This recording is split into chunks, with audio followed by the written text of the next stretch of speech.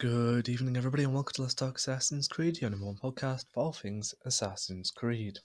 Good evening, everyone, and welcome to episode 107 of Let's Talk Assassin's Creed. In this episode, we are going to be speaking to a returning guest, the Lord Reylus, aka Michael, and we're going to be talking about his pretty epic Assassin's Creed Collectibles collection. We're going to do things a bit differently this week, though, aren't we, Declan? Tell the listeners, or should I say viewers, how we're going to set this one up. So, yes, Lord Reylus has an epic collection, and we can't do it justice just by audio. So, as a treat, we're going to be doing a joint episode style. So, everything discussed here will be the audio, and you'll be able to kind of gather everything we're discussing through audio.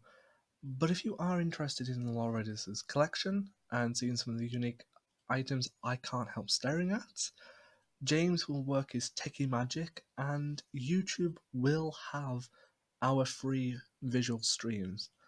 Yes. And Somehow I'm going to figure out how to do picture-in-picture videos. I've watched a tutorial on YouTube, so let's see how it goes over the next 24 hours. and if it does well, maybe we could do more in the future. But that's Absolutely. different now. So I'm going to kick this off. Michael, how did your collection start? So, I previously collected exclusively for the Nintendo Switch. I bought the system at launch, and through pretty much dumping all of my spare cash into it, I purchased as many games that I could. Everything from the main titles like Mario's and Zelda's and Pokemon's and stuff like that to imports from PlayAsia and Super Rare Games and a bunch of different limited companies. And roughly, I guess in 2019, I started playing some of the games that I had purchased and I wasn't happy with what I was buying. So I decided to sell everything that I didn't care for, uh, which ended up causing, or not causing, but ended up bringing me to. Sorry, let me see if I can get that mic.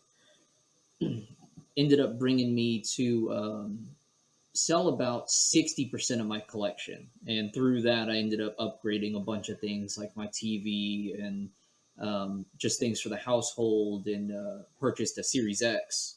Um, Finally, actually, originally I purchased just a regular Xbox digital only system, and then I decided to upgrade to the Series X. Um, and I said to myself, I was like, I want to buy games that I want to actually play.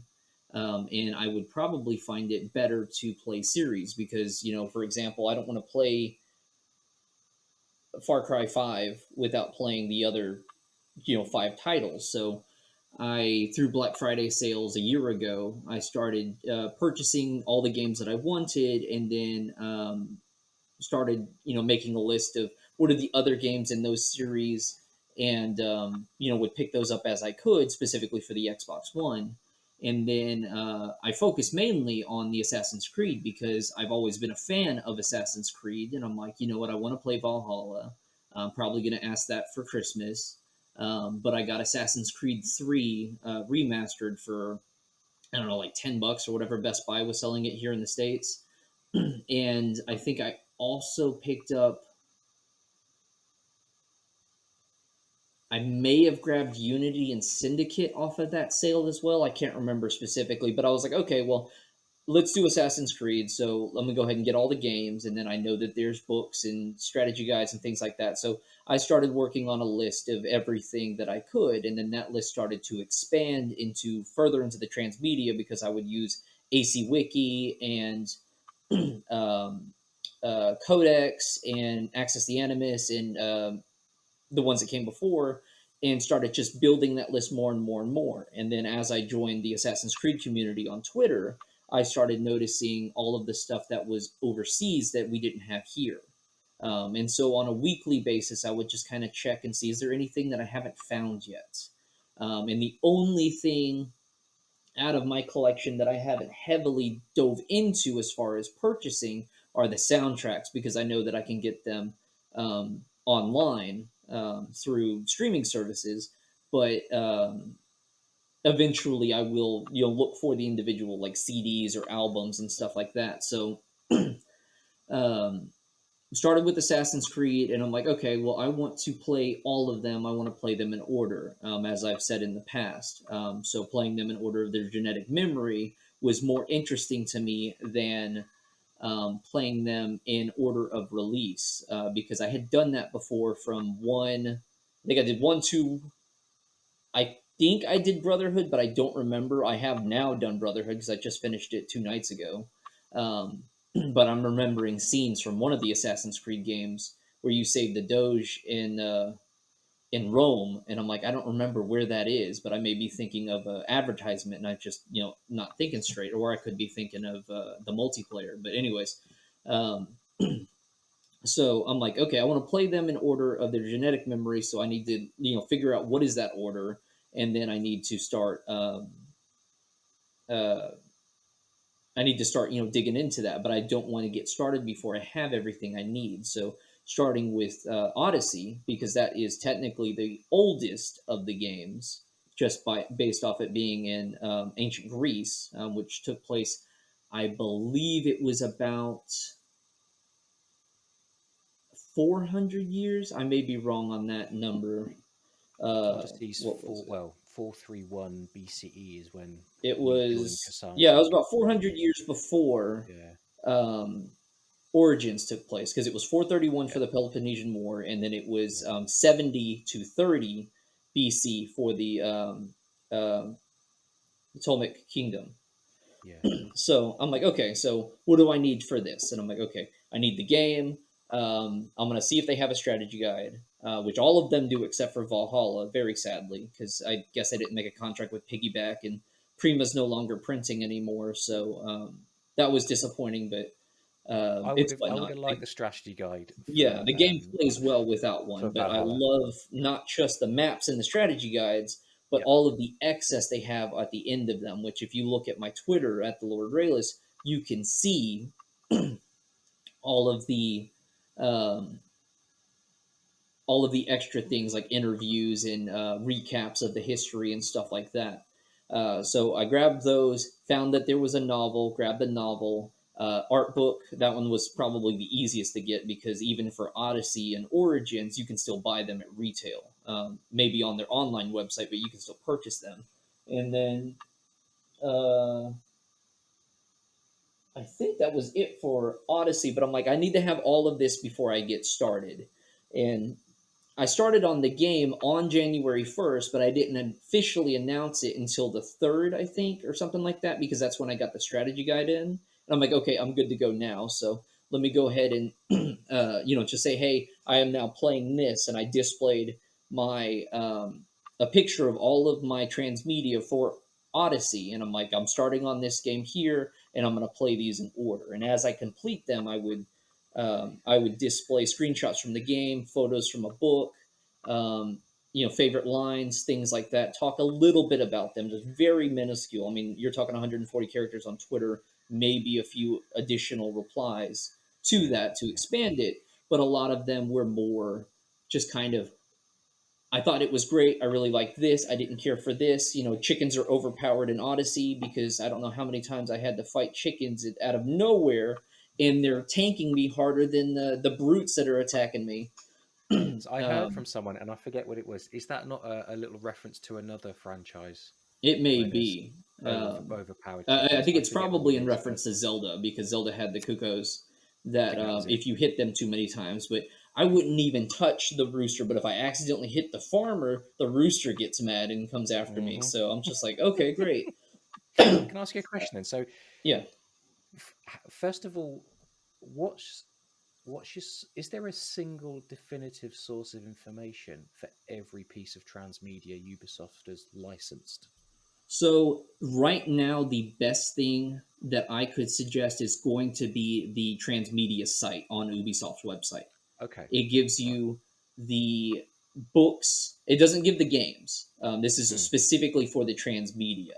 So it gives you the books, it gives you the art books, it gives you um, the digital content like the audio, the pod, the audio play for Assassin's Creed China that's being recorded in China, and then the upcoming webtoon for Black Flag, um, and then miscellaneous books as well, like the Mr. and Mrs. series, the comics, the Discovery Tour books that were released in France. Um, and so that's a lot of it, but the rest of it came from AC Wiki. What I would do is I would go to the over uh, the database page for each individual game. So instead of opening up Assassin's Creed 1, I would go to the disambiguous Assassin's Creed 1 and then be like, okay, here's everything that they have that's affiliated with that. So it's Assassin's Creed the game, Assassin's Creed the art book, Assassin's Creed the strategy guide, Assassin's Creed the soundtrack. And it was like, okay, this is what I'm doing. I'm cataloging all of these and putting them down. And then as I go through, especially with Twitter, it'd be like, okay, so and so in Spain has these two Hatchet Media books. Joe from the ones that came before, Hatchet Media books for the Brotherhood Manual and the Templar Manual, which are puzzle books that I remember you you get little sharing that histories and one. stuff, but they're only in Spanish, at least from what I've seen so far. So I have those bookmarked on my Amazon and my Spain Amazon account to import those at some point. But I did find a guy that sells them in the States, which I think the price roughly comes out to the thing. I'm going to end up paying like $40 for both books, which is a bit high for what was probably sold as like a $12 book, or even a 12-pound book. But that's one of the things that I have the most trouble with is being in the States. We don't get everything outside of the games and the strategy guides. Most of the stuff was released overseas in the UK and Europe, specifically in France, specifically in Spain. Hatchet doesn't do much over here. Titan Comics or Titan Books, they do a lot. So their stuff is fairly easy to get. And luckily now they're working with companies like Dark Horse and uh, Acolyte, or Aconite. Acolyte. Can't believe I forgot them. But anyways, they're working with new companies that are a little bit more broader scale, so they're easier to get a hold of. But there still are plenty of items that I haven't heard of or I'm learning about now as they get released, like the new Choose Your Own Adventure Silk Road Assassin's Creed book that follows a assassin trying to, or a monk. I can't remember if it was an assassin or a monk trying to find Basim in Constantinople. Um, Ah, interesting. or it's around Constantinople, but it takes place on the Silk Road. And I know that some of the community members on Twitter have already read it and worked it, but it's something that I'm holding off to potentially get maybe next year. If it doesn't get released in English, I'll grab it then. Yeah. Because, as an example, I purchased the Ming Storm for Assassin's Creed China in Chinese, and then about 6 months later, they're like, "Hey, it's coming stateside," and I'm like, "Okay, well, I've got Chinese cover, I've got the regular cover, great. Now I It can all know adds to to the hold off." collection. So, Yeah. Just on the Odyssey point, so you started 1st of January with Odyssey as the earliest genetic memory. right, Did you wait to collect all of the related media before you started the game, or were I you sort of tried doing it in to. okay, so you So could sort while of I was doing seamlessly go Odyssey, from game to book to strategy guide? exactly. Yeah. So Gotcha. while I was working on Odyssey, I'm like, okay, let's start hunting down Origins. And Yeah. Origins, as an example, was one of the harder ones to do because the strategy guide at the time, and I don't know why, the strategy guide was selling for ridiculous amounts of money. I think I ended up paying 50 for it, for a book that's what, like 4 years old now. I can't remember Yeah. exactly when Odyssey came out or Origins came out, but um, 2017. So yeah, yeah, four I years. ended up paying like 40 or 50 for it, maybe even 70 at most off of like eBay because I could not find it anywhere else for less than $100. And now Just I'm seeing people little. put I it tell you on what I've secondhand done sites like Mercari. What was for that? the books. For the books, so for Unity, for Origins, and Odyssey, I have got an AC3. I was able to get the art books and the strategy guides from a UK bookseller called Waterstones, Hmm. all in stock at retail price, so no Yeah. inflated prices. Now I don't know And whether see, they that's ship to the what's US, but great worth because checking. we don't, we have Barnes and Noble, but they Mm, barely carry. If it's not relevant, they barely carry it. And so I go there every once in a while, and I think right now I can find the Blade of Shao Jun manga, the maybe the Valhalla art book, possibly still, um, and then possibly the Valhalla comic, the prequel one. But outside of that, that's all I can find. Everything else I have to get online. So whereas if I which was able is to walk into like Waterstone or any of the other UK or European booksellers, I could probably grab every single thing I need. Because even with the books, I bought them in a 10 pack that had all of the main game titles plus Heresy for $60 on Amazon. And I'm like, okay, that's great. That's like $4 a book or something like that's that very because good you value. get a Yeah. decent price for that. So, um, but yeah, Declan, you had something? Yeah, I've got a question.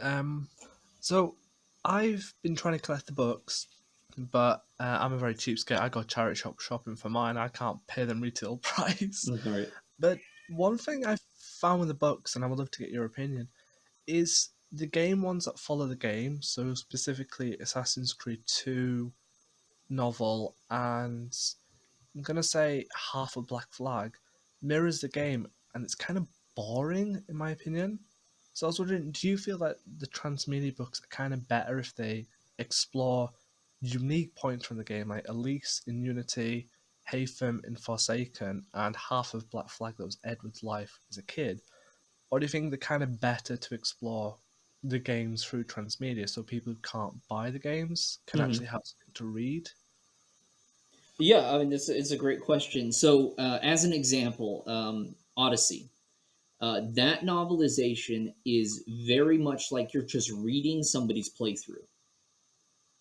So instead of watching them play it, you're just reading it because you have everything from Cassandra. Uh, it starts with her getting thrown off the mountain.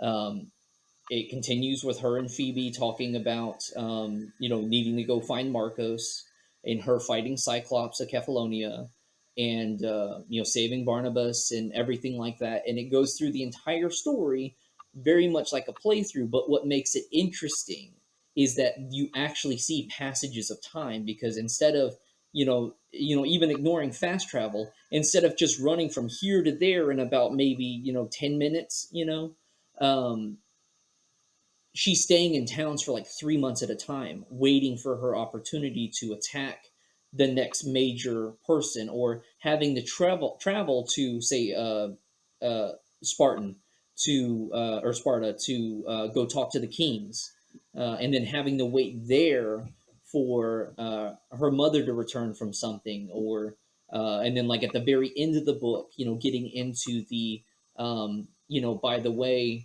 your father, you need to go find your father. This is the last time I saw him. And then the epilogue is, half of meeting her father and then meeting the end of the game, which I don't want to spoil anything for anybody who hasn't played it, but we know the scene with the pyramid and everything. So um, Stuff happens. stuff happens exactly. But then you move into the next book, which is a Desert Oath for the Assassin's Creed Origins, and it's actually a prequel. It takes place before Bayek becomes a Medjay, and his father is still alive. So you're learning about his relationship with his father. You're learning about his relationship with the people, and he has a sidekick for the majority of the book, and it's really cool because I'm like, I really hope I see this character. But then you meet other characters, through the book and stuff, and it was, in my opinion, I enjoyed it more than Odyssey because Odyssey was written by an author. Let me see real quick. Gordon Dotry, I believe is his name. Yep. He writes history novels or fictional history novels. So he is very detailed with his historical stuff. But then Oliver Bowden, who wrote the majority of the Assassin's Creed books, um, his stuff, it was just on a different level. I won't necessarily say it was better, but I felt the action scenes had more action to them. I felt like I can visualize them a lot better, and getting that kind of taste of Bayek beforehand, and his relationship with Aya and how they lived in Siwa and everything, um, and even meeting like Kinsa is in that book. She's introduced in that book, and then when she showed up at the Colosseum in Origins, I'm like, oh, it's Kinsa! This is great. So did So I actually that's a was good I was point. Did you excited for that. did your research catch the fact that you need to read the book before you play the game in order to get the sequence right? I wouldn't say you have to. I think it's more of like if you go and see the Harry Potter movies and you haven't read the books, Yeah, you yeah, still get the story. But yeah. if you read the books beforehand, you're gonna know a lot more of, oh, this is what that character was thinking when this scene happened. Mm, Which is why mm. they are good. Um, and then you've got other books like Heresy, which are originals. There's no previous, nod. So it's a great story, and it's one of my favorites so far because I love Christy Golden's books. And I'm trying to think of the one that I felt was the most, I guess, accurate to the game so far. And I would probably say it's going to be the Secret Crusade, which was Assassin's Creed 1 following Altair, and then also his life during Revelations. So I already know what happens to Altair from his story in that book because it covers all of Assassin's Creed 1, all of Assassin's Creed Bloodlines, and his section in Assassin's Creed Revelations. So when I do actually get to play those scenes in Revelations, I'll already have seen them. And one actually more recently was I just finished Brotherhood, and they had a DLC to learn about Christina and what happened to her. And they actually have that in Assassin's Creed Renaissance, which is the novelization of Assassin's Creed 2. So I'm like, I remember all of these scenes. The next scene that I'm going to unlock or the next mission that I'm going to get is this scene here at Carnival. And the only one that I don't remember there actually being was the last mission, which I think that was um, for me. It was like, oh, okay, cool. There's an ending here because I could have sworn the ending was I don't want to see you again. Don't come back. And then there was another mission, and it was like, oh wow, okay, same thing. Not wanting to give anything away, but they closed that off very well. Um, and I, then I remember when I read Secret Crusade, um, I assumed that it was just the novelization of the game. right, And I got to the end in the book. I got to the end of the game story, and there's still a big, thick chunk yeah, of the book left. I thought, well, what's going on next? I didn't know at the time there was a. Was it a DS game? Bloodlines, Bloodlines was a PSP game. PSP game. Yeah, So I didn't read, but of course, like you say, you then go off to Cyprus, and there's a load of stuff that happens on Cyprus, and then you've got again what you see at the end of Revelations if you're playing the games a few years later. So yeah, that was a nice surprise to get all of that story packaged up into one book, and it was very, very enjoyable to read, certainly. right. Yeah, and it's just the books have all been great. They do give me, and I always read them after I have finished the game. Right. So I'm kind of refreshing myself on everything because by the time that I finish the game, I've also read the excerpts at the end of the strategy guide. So it's like, here's a recap because Piggyback and Prima actually, yeah, I think Prima did it with the first strategy guide. They say, okay, so this is what we know, and this is what we think is going to happen. So at the end of the Assassin's Creed One strategy guide, they're trying to figure out who the I'm trying to remember the end of Assassin's Creed One. They're trying to figure out what's next. What are they doing with the apples? What are all these other locations? They had screenshots of every single one of the Eagle Vision marks that Subject 16 had left for the next person. Um, and they're like, okay, well, this is a pyramid that could be Mexico, it could be Egypt, And it's like, okay, this is great because it's like I'm reading all the theories off of, the wiki or just from Twitter and stuff. And that really built on that. And then once I finish that, I usually will look at the art book because I'll get the behind the scenes things. So I learn a lot about how they made the games, but also get to see all of the concept art. And then by the time I finish with all of that, I'll listen to the soundtrack and read the book. That way, I can get like everything over it. And the one entry that I had to kind of figure out how do I want to do this was with the movie. I watched the movie Ah, first, but it's yes. like I don't want to read the behind the scenes guide yet because I should read the book first. But then I was like, well, no, let me read the behind the scenes guide and then I'll do the book. That way I'll have even more an appreciation for everything. And by the time I finished it, it became one of my favorite entries in the universe, which a lot of people didn't care for. They're like, oh, it's not exactly what we wanted, but Aguilar, Maria, Column, and Sophia, all of the characters were so well rounded from the movie, but then also from the book. Because I don't know if you guys know, but Michael Fassbender produced the movie. He chose the director. He did a lot of the stuff. It was like, this is how we're going to do the movie. And Ubisoft, Ubisoft was like, yeah, here's what we're thinking, or here are some of the rules, but you're free to do what you want. And they ended up moving it from sitting in a chair to the arm animus to where he's jumping Mm. around and climbing up walls and stuff. And now that was also brought over to the Last Descendants, where they have more of like a Halo style animus, where they're locked in at the waist and they can more move around and stuff, Well, but I they're think not like being just picked on up that and point, thrown around like a crane. didn't Darby McDevitt say that Yggdrasil was kind of influenced by that direction they'd taken in the film? So when Basim plugs into the arm, and as does Avil, I think he said the same. We kind of liked what they did with the film, Hmm. so we kind of absorbed a bit of that and made Yggdrasil Yeah, and feature that as that's well. that's one I of the wanted things just I because had go ahead.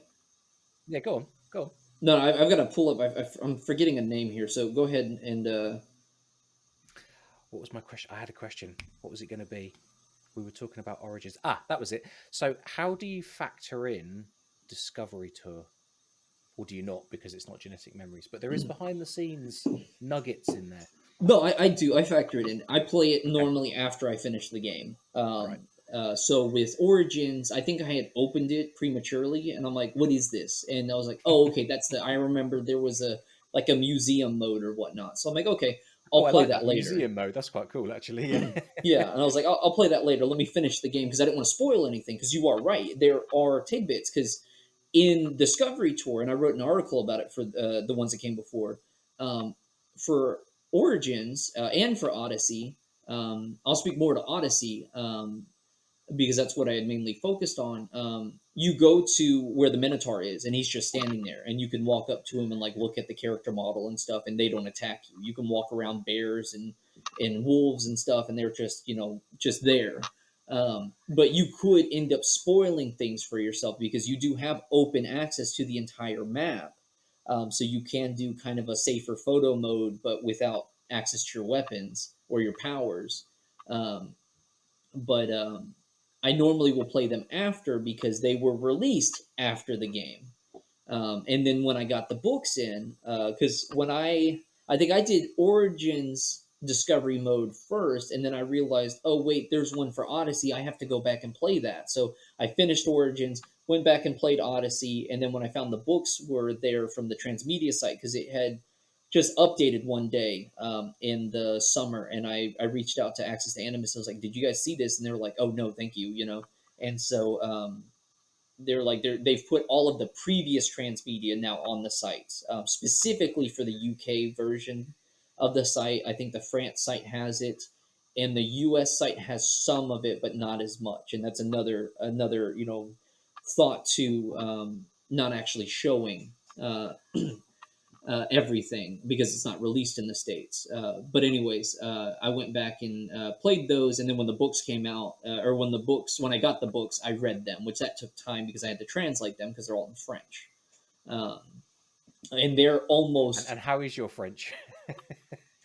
I was in French for 2 years in middle school, and my French teacher was a tourist, so very poor. Because when I got Understood. into high school and I did a let's get to know, because I think I went right into French 2 in high school because I had the requirements to say that I had done the first year's worth of French. I went in there and I took my like what do you know test, and I think I got like an 18 out of 100. And she goes, "Where did you go to school?" And I told her, she was like, "Who's your teacher?" And she goes, "Oh, okay, I understand." She was So like, the "You should probably take another language." And so I ended up taking Spanish. fair Um, enough. So the French sort of books you were reading with your phone for translation, I guess, or something yeah, like yeah, I that. was using Google Translate. Understood. So Yeah. Azasia, who was who I was trying to get the name for, um, uh, he had noted that everything in the transmedia has the potential of being moved over to the game and vice versa. So the things from the movie being influenced to the game, that would be probably one of the earliest examples would be taking the animus from the movie and making it yourself. Um, so that actually ties in with a point slash worry I have for the franchise. At the moment, in my opinion, there is way too many transmedia stuff out there.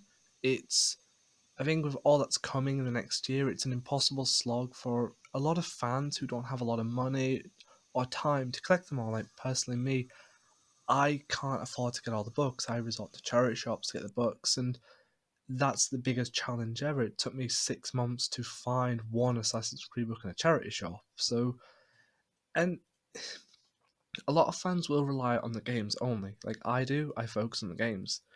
So a lot of worry I am feeling that a new idea for an animus, and I'm going to go with Last Descendants because the idea how they could have two people in a simulation but see two different lives is one of the greatest things for the animus to do. But doesn't it potentially have the worry that some people who want to play games will see it as a law break, a retcon, or a non-canon feature because they've not read the books, or the books haven't actually expressed that they're canon to the universe? Like, I think the Ming Storm one isn't actually canon to the universe, so if they tried to pull something from the Ming Storm, people are like, well, hang on a minute, that's not meant to be canon. How do you get it to fit with the games? Right. And I know for the Ming Storm specifically, it is and it isn't canon. The main story for Xiao Jun is canon, but all of the things that they've used to expand it and build that novel, that's the stuff that's not considered canon. But they could end up changing that down the line. I know that they just announced the second one. I think it's called Desert Storm, um, and somebody had posted that from one of the Chinese publishers. So I'm hoping to see announcements for that in English soon. But to your point about, say, multiple people being in a memory at the same time, the way that they explained it in um, The Last Descendants made sense. They had to find points where they actually um, crossed over. So for the third book, where they're falling. I can't remember his Torbjorn, I think was his name. Um, One of the assassin kids was a Viking, or was an assassin, or through his bloodline, and one of the other kids happened to be one of the Vikings, and then they actually fought. And I think they had the same thing happen in the second book, Tomb of the Khan, where one of them, who was still working with Abstergo at the time, um, they were in the Khan's great army, and then the other one was one of the Chinese assassins who hadn't yet been brought into the Brotherhood, but her father was in the Brotherhood, and they ended up fighting, and they weren't even in the same building. And recently, when I was reading the Brotherhood strategy guide, at the end, it was talking about the multiplayer and their ideas of it. The way that they explain people being able to be in the same memory together is, if you remember from Assassin's Creed 2, when you're running out of Abstergo, you pass that entire warehouse that's filled with animuses. Those are all of the multiplayer people that are playing the game, because you got to remember, it's still a video game, in that universe. I Abstergo think they Entertainment call is the one the that's analyst developing training everything. program, don't they, in the multiplayer in Right. Brotherhood? I Is think that that's right? I that's think what they it is. did. They used it as is they used it as a training program, Yeah, but yeah, when they started announcing it to the public, because that's how they were getting their funding and of stuff, course. and also finding people that were actually, because like you as the player, when you got hired on, they were like, we need you to go in there and do this. Mm, Um, mm. It's a your nice little dodge, though, isn't it, to make something fit with the universe, Yeah. um, except with mesh with the story. I think it's Because also multiplayer, funny though because they pretty much have made Ubisoft is Abstergo Entertainment.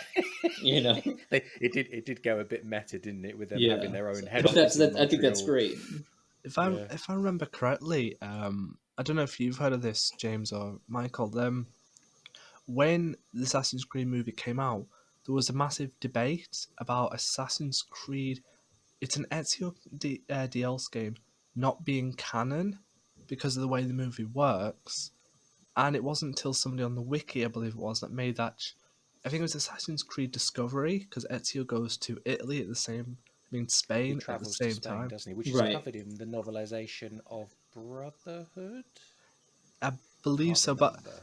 there was a whole debate that the movie didn't sync up with Ezio's DLC game, which was Right. canon, and the director tried to make the Ezio game on DS not canon, but then had to backtrack months later because of Assassin's Creed forums or Wikia proving points on how Aglia's story could work with Ezio's story and make it all canon, Right. which is why I believe the mobile game actually has Ezio meeting Aglia before you make your own Brotherhood. But I could be wrong on that point. So You is are this a right. rebel? If He you play does meet Rebellion, is that what Ezio. happens? Is it okay? Yeah, he does meet Ezio in the mobile game, but the mobile game itself is not canon. That one's just a fun gotcha game, but it is a way of them saying this is what we're now saying kind of happens. But my understanding is that the main outlier is Christopher Columbus. So at the end of Discovery, um, Ezio is saving Christopher to get him to go off to the new world. Um, but then in the movie, um, uh, Aguilar is like, you need to take this and hide it. This doesn't leave you ever. So you could say that Ezio didn't know that he had it, because of course it would have to come back. But it could also be that because I know Brotherhood starts in 1499 and pretty much takes place in the first couple of years of 1500. So Columbus has already left. But I'm trying to remember my history. Um, I can't remember if Columbus made Columbus made a multiple return trip and trips. then left He made again. he made 4 trips. Yeah, so that could be there as well. It's like, okay, I've already left, but I'm coming back, and it's like, oh, here's this other guy. He's like, hey, take this apple, and that's how it could get over the to the United States, and then Connor is going after the apple. So there's definitely some things that they don't necessarily cross correctly, but it can be explained. It may not be as straightforward, but it could be. What I would say to anybody was asking me, why is this? It's like, look, that game was released years before the movie was. You could look at any kind of media, and they may have to do some kind of retcon in a future piece. Um, I think back to The Last Descendants as a book. They mention Jack the Ripper, because one of the guys who hasn't affiliated with the Assassins is like, your people went and killed a bunch of people. He's like, yeah, we took care of that, which I haven't played the DLC yet. So, but I was like, oh, okay, well, obviously something happened with Jack, but I know with the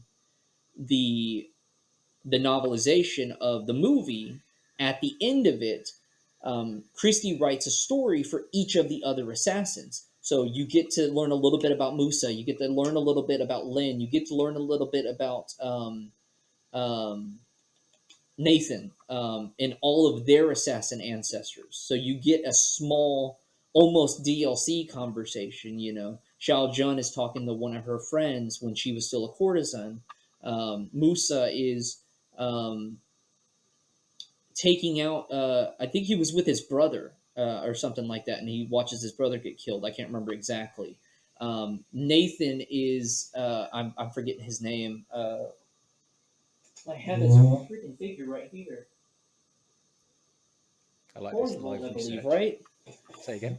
I think Horngold is his ancestor. Okay. Let me take a look. I can't remember. We're going on an adventure here. No, you do that. I'll just quickly update everyone. So I did a quick Wikipedia search on Columbus. He did make 4 voyages to the Americas. So there we are. That's confirmed. Here we I go. feel We're like going I into should the have canon. brought down my statues. Yeah, Ah, we'll go over that here in a second. I'll show you all everything.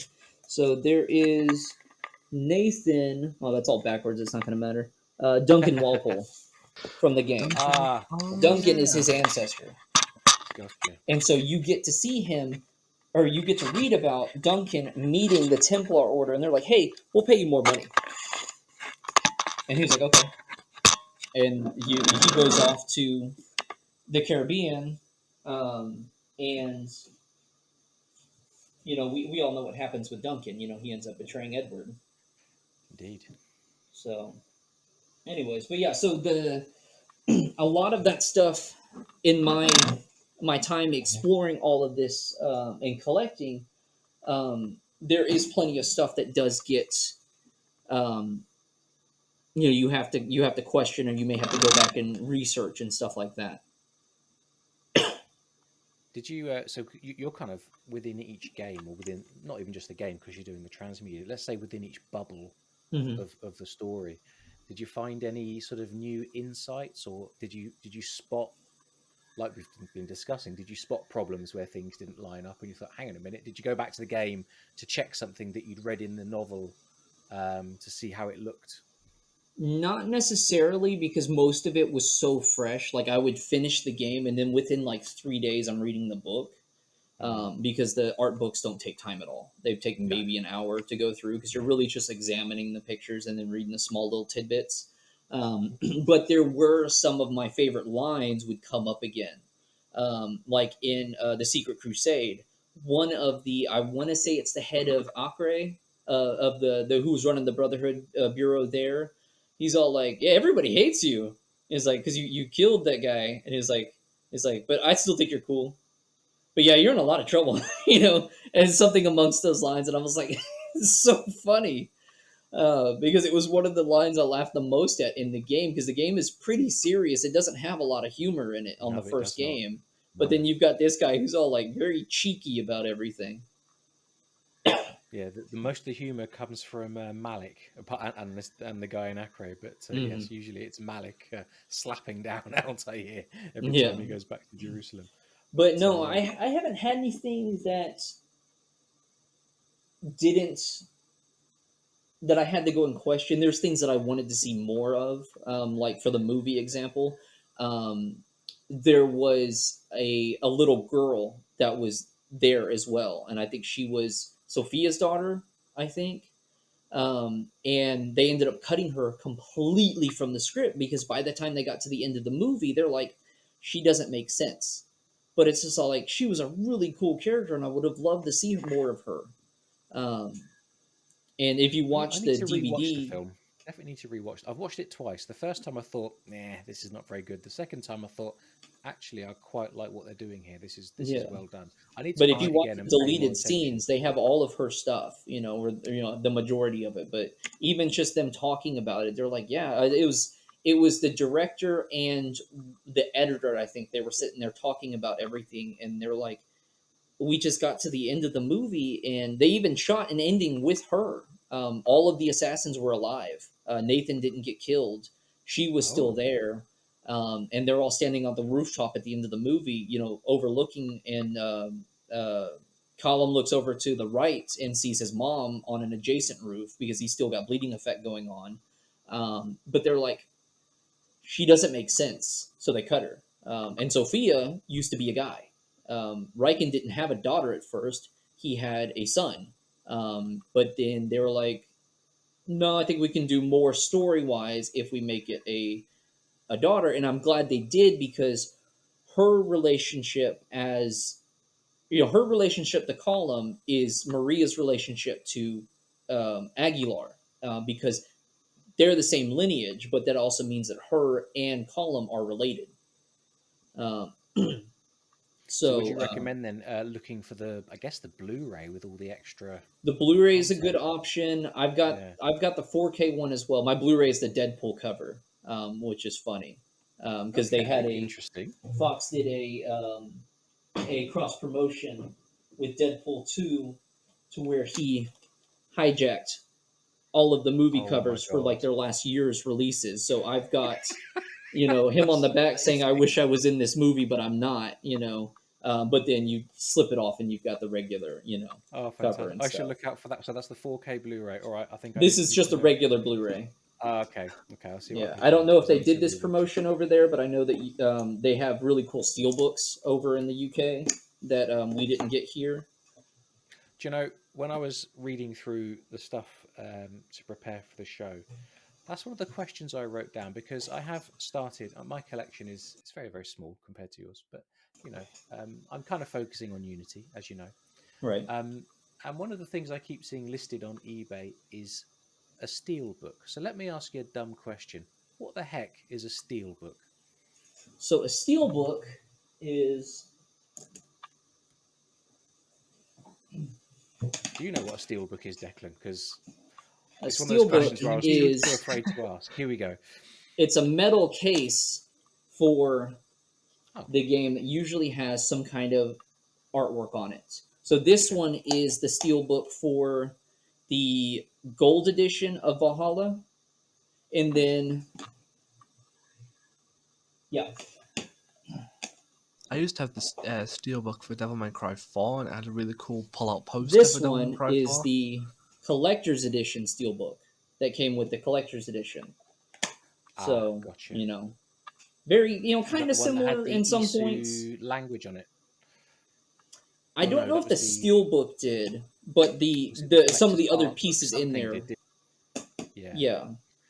But anyway, so these are I don't they came out in the mid 2000s, maybe early 2010s, and they're extremely collectible because it's better than the little plastic DVD covers that you would regularly have. But they also usually had either exclusive or just really great artwork on them. Because, as an example, in comparison to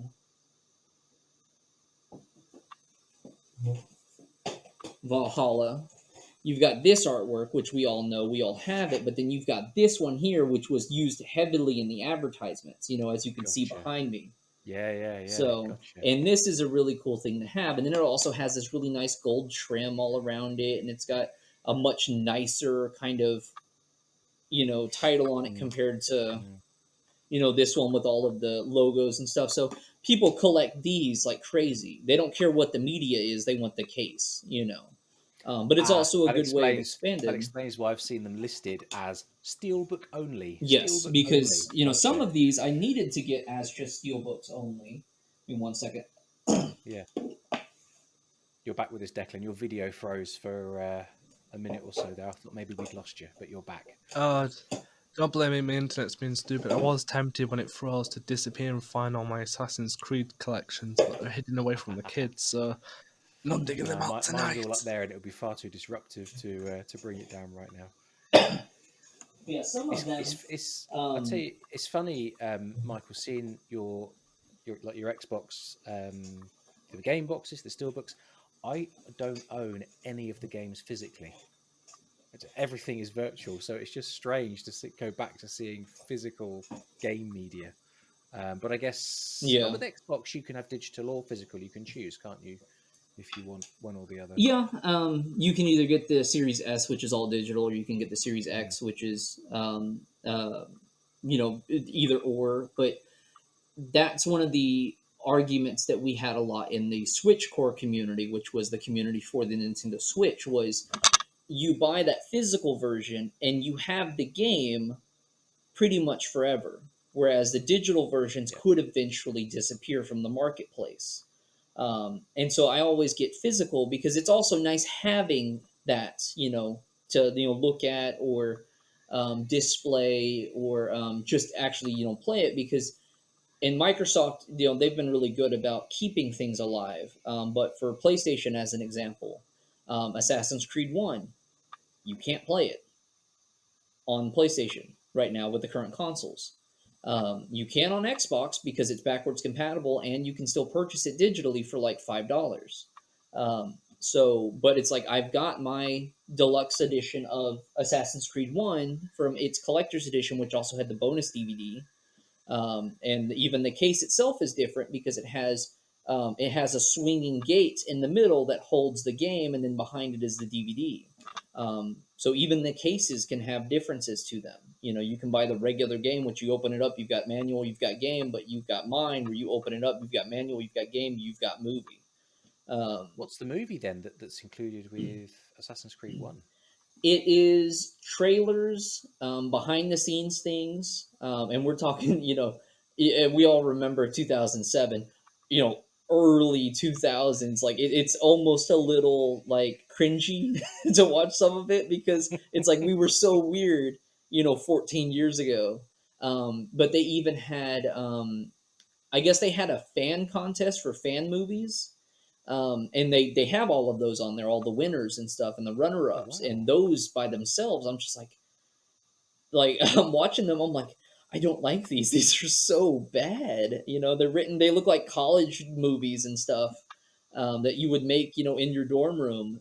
You've got people, fighting as assassins in the middle of a bistro and stuff, and it's like, oh, guess what? Everybody in the bistro is a Templar, and it's like, but there's no mentions of anything. And then you've got other ones. There was one that I actually did enjoy where the character was dressed as an assassin. He was fighting medieval, knights and stuff like that, and they were at I don't know where they were, some kind of homestead that had like wooden gates, like big, like log wooden gates, that looked it looked really cool. And I was like, okay, that one I think should have won compared to this bistro fighting one, where it's all like, we have to get out of here or they're gonna get us and stuff, and you have to hide the artifact, and it's just like you're trying to be diehard, but you've got the budget of like, how much money do you have in your pocket right now? Let's make a movie. So just um, think, like, just from that point, think of the tech we have in our pockets now. How much oh better you yeah, can get the sound, the video editing is easier. It must have been a real effort to assemble these videos. But it's fascinating that there was that included with the game. Um, yeah, and I mean, you even think so about that where? with the games. Yeah, go on, go. Was You even think about that with the games because Assassin's Creed One, it took place in 2012, right? Yep. Um, but it was still out in 2007, and cell phones weren't anything like they were now. And then now you've got us sitting in VR chairs, like, let me just take my Animus with me and go 300 miles that way. So it's funny even watching the technology moving then. Yeah, absolutely, absolutely. I Where have just you wanted got to to? So say, go on, Declan. sorry, I was just going to mention, you made a point about like digital and physical. In this day and age, digital's a lot cheaper than physical, especially for pre-owned. I got Unity for 99p, whereas pre-owned disc is still £6 in some places. But Right. it's a real shame that a lot of the stuff that you can get with physical, like steelbooks and all that, they don't have a digital counterpart. Like a digital strategy guide, a digital map, digital Ah, behind the scenes. It's mm, very disappointing. Like, I've got the Series S, and it came to 290 quid, and that is a more entry point for gaming than the Series X. This is a very valid point for gaming. Gaming is the most expensive hobby. A brand new game is near enough 60 quid.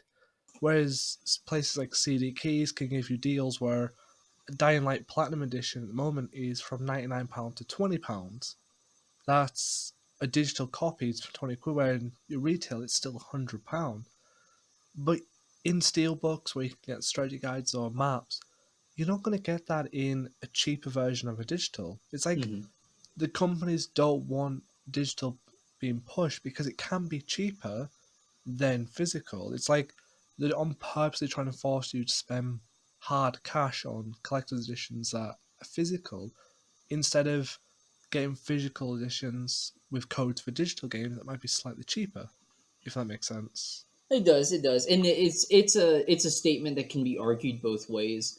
You can find digital games for cheaper than physical games. Usually, pretty often. I mean, Ubisoft always has their stuff on sale on Xbox. I may have to wait 2 weeks at most because I had to do that with the season passes. It's like I already own the game. I don't want to have to go buy the gold version and pay retail just to get the season pass, even though I may get some extra little things that I'm not going to use, like a raven or a horse or an armor set. But um, so it's like, okay, let me get my season pass. But then you've got the other times it's like, I need my season pass, but you're trying to charge me $40 for it. I might as well go buy the gold edition for $20 more, have another version of the case and another copy of the game in case mine goes bad, and then maybe some extra things. And the collector's editions, those are specifically released for the collectors. If you don't play games, you're not going to go to the store and buy the $300, big box, Skyrim statue that's like this. You're going to buy the game that's like $60, or you're going to be like, oh, that's too much. I'll just wait until it goes on sale, um, or whatnot. But in the other argument, it's like, yes, the digital games are great and they're easy to accessible. You just download it. The only one I think I have digital is AC3, because when you buy Odyssey's season pass, you get AC3 for free, which I know Declan likes to mention all the time because he wants to have AC1 as a DLC for Valhalla. As we have Um, spoken about extensively recently, yes, yes. yes. It definitely has to happen, and I am still staking my claim as of today, which is the 12th of November, that Valhalla Year 2 Season Pass will have Assassin's Creed 1 remake part of it. I'm calling it because Far Cry did it, so did Odyssey, and if they don't do it with Valhalla, I don't know why we're buying a Year 2 Season Pass, but rant over. I think I've asked this question before, but I don't remember the answer. This is a little bit off topic. Did Origins season pass come with a remaster? No, no. Okay, it was just No. Discovery Tour and 2 DLCs. Okay, so it was Odyssey was kind of the outlier then to include, a complete remaster of an earlier title. Okay, interesting. So you started 1st Jan with Odyssey. Right. Where are you up to in the story? I am, and this is one of the things about my collection, is right here, I display what I'm currently working on. So Oh, I am nice. currently on the novelization for Brotherhood, and then I'm done with Brotherhood. And next up from there is Brotherhood of Venice. Ah, but this is the new board game, is it? Yes, which I just got in Gotcha. this week, finally, after Fantastic. like almost 6 months. I really want the Brotherhood of Venice, but the price tag is Yes, it too is. high. Like, I have Elden Ring that I want. I have Marvel's Midnight Suns. I have Far Cry 6. I'm literally on my step of selling my kidneys just to afford these things. Don't sell I'm gonna have both to of them. sell.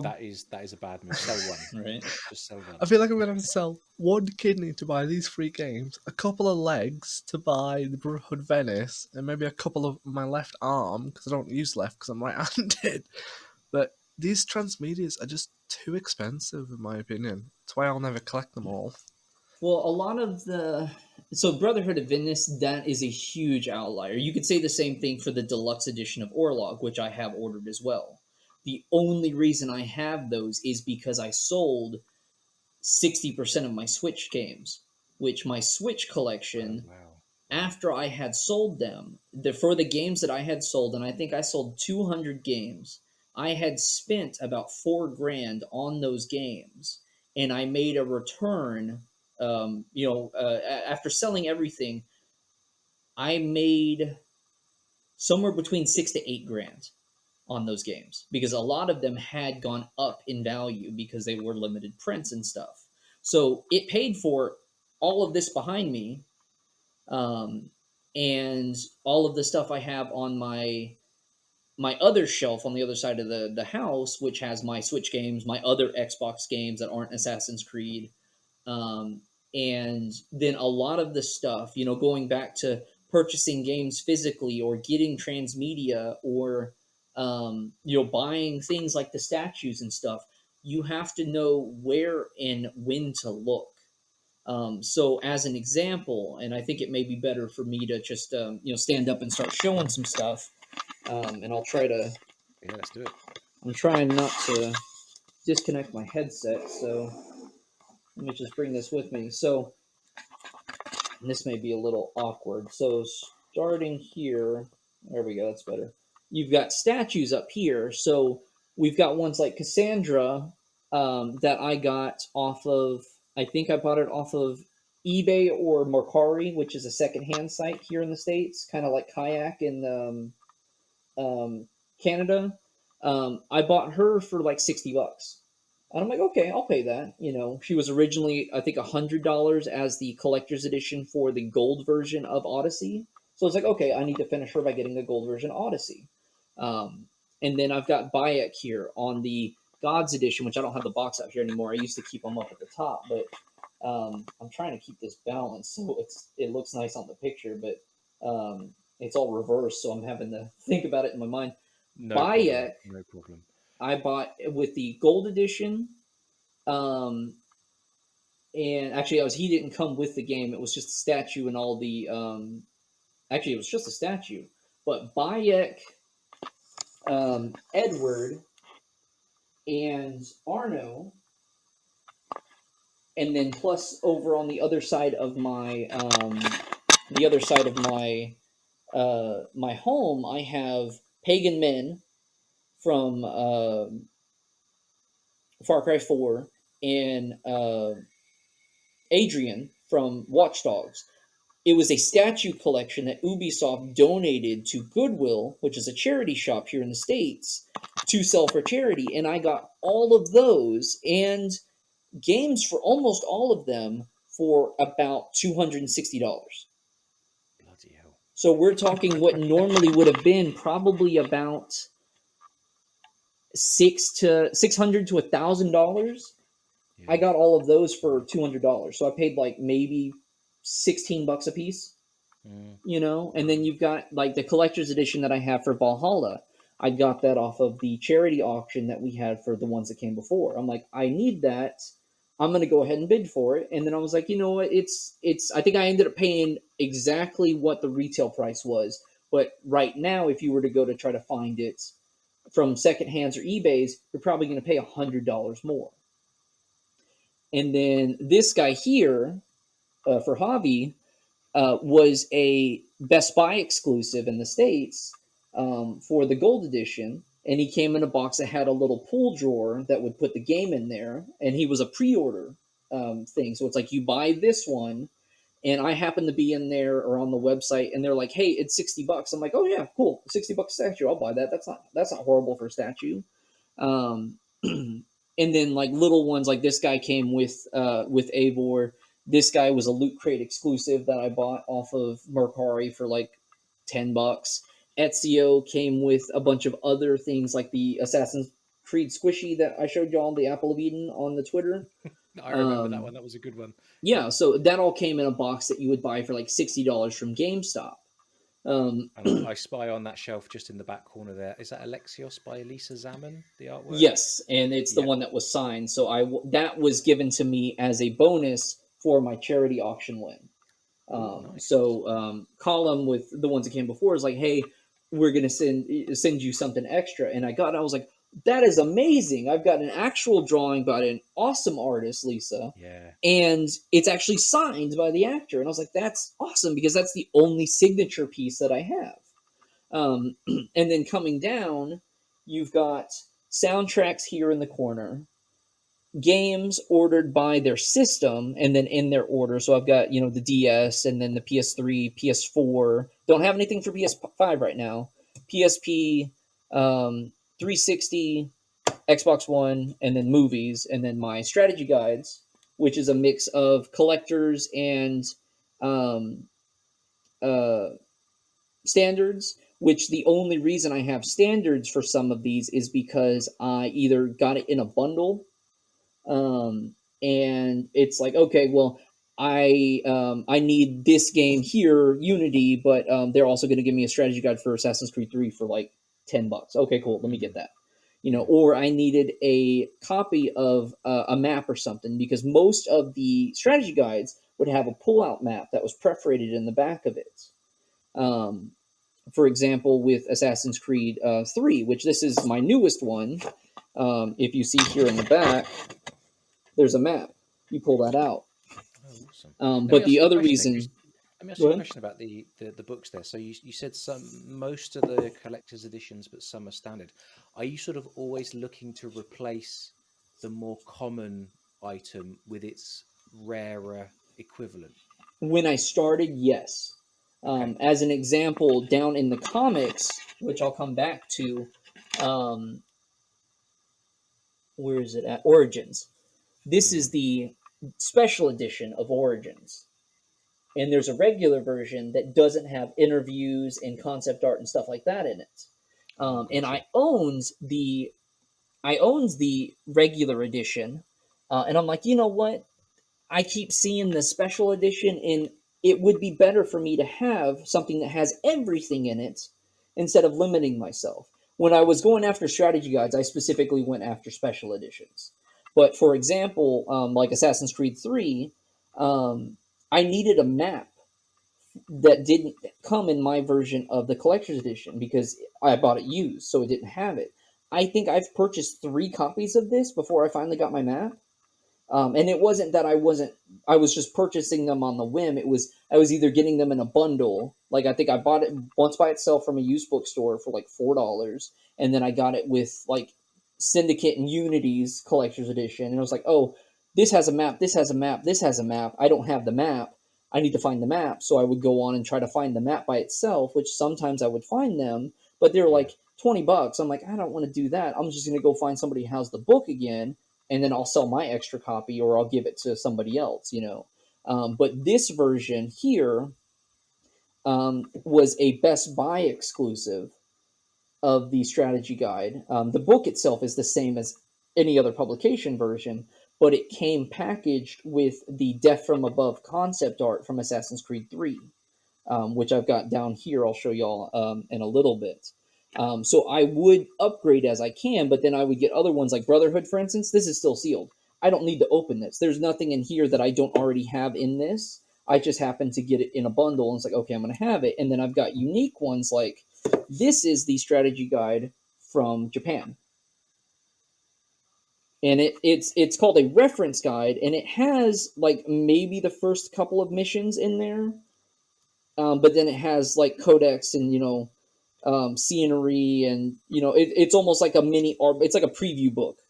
Um, but that was the I found that on eBay for not that much, and I'm like, I really want that. That's really cool. And I had seen them for some other ones. They have one for Assassin's Creed 2. They have them for Brotherhood. It's like that would be really cool to have, so I'm going to go ahead and grab that. And then from there, we've got books, which everything is standard edition. There's not really specials for anything, with the exception of the movie and Heresy, which the only reason I purchased is because I had a collector that I speak with on Facebook. It was telling me, "Hey, I need to get this book. I can't find it anywhere." And I'm like, "Amazon's got it for like $20." And he goes, "Okay, well, I'll keep looking here, but I may ask you to help me with that because I've helped him purchase some stuff here in the States." But then I purchased it for myself after a bit, and I looked at it and noticed that it had behind the scenes and all this extra stuff in it, interviews, and even in the middle of it, it's got movie artwork, you know. And in Heresy, it actually has sketches of concept art of this is what Joan of Arc looked like. This is what um, Simon Hastings looks like, and it's like, that's really great. And I also am a huge fan of Christy Golden for her work in Assassin's Creed. So I'm like, I want to buy those. And then from there, we've got the mini art books that you would get in like collector's editions and stuff, which I don't necessarily have all of them, but I may actually. I'm not too sure. I've got my Mr. Madam books. I've got some They're journals. fairly new, aren't they? The Mr. Men. Yeah, they came Is out that right? end of the summer. I just finished reading the Ezio one last night. It's super super funny. Cassandra's is super hilarious because it's her wanting to go on adventures and stuff and find her mom and stuff, and then she finds her mom and her mom makes her wash the boat. And she's like, "Oh, this is great. I should have just stayed and listened to Socrates, speak about Oh, brilliant. things." Because that's why she leaves. She didn't want to listen to Socrates anymore. She's like, "I want to go on adventures. I don't want to listen to you." And then Avor's that wasn't as silly. It was really just the Vikings coming to England, and then Ezio's was he was drinking coffee with Leonardo. Somebody stole a painting, and he had to go get it back. And he uses if you look at one of my more recent tweets, he uses the Mona Lisa, which doesn't make sense timeline wise because it wasn't painted at that time because it was during Carnival and Assassin's Creed 2, and he didn't start painting it until after Brotherhood. Um, uh, he's using it on a closed half door, and he's hiding it. And he's like, "Oh, he went over there," and they're like, "Okay, thank you." And it's very comedic. And I've got my mangas over here, which those are small, but they're growing because they're getting more and more mangas. And then art books over here, comics over here, and then my reference books, which is pretty much everything from the encyclopedias, which I now have all three, the essential guides, Whoa, which I've got both. There's 3 encyclopedias. Yeah, Oh, damn. there's the first one that does 1, 2, Brotherhood, Revelations, and 3, and then Russia. And then I'm sorry, it doesn't do 3. It does. It's 1, 2, Brotherhood, Revelations, and Russia. The second one adds in Assassin's Creed 3, and then the third one adds in Assassin's Creed 4, and then they stop making them. Oh, And I they move see. to the Essential Guide. Right. I have the So essential guide, but there's 2. Is there 2 versions of the there essential is. guide? I think? This one doesn't have. This one goes up to Syndicate, and this one goes up to Odyssey. Gotcha. I bought that in the summer. Like you say, the newer one that Mhm. covers Odyssey as well. Okay. And then Interesting. I've got the realistic stuff. Like this is the 2,500 years of history, which covers the actual history of the games, which they released in France. I got that in recently. That one was a pretty penny. The infographics, which is a fun little book that tells you like here's how much hay you need to survive a leap of faith. I About remember you. I think you did. You tweet 4 some pictures meters. from this I some did. I time used it ago. for one of my. Yeah, it's good. Good. I think I used it for my parkour one. And then I've got Oh, the Where's the Code Expo. Assassin, and then the coloring book. Brilliant. So, Brilliant. and Have you coloured then it in? We need to know. not yet, not yet. I'm trying to decide if I want to or not because I can get another one for like $6. Yeah. Yeah. But I could also just photocopy them and color them. But I may just True.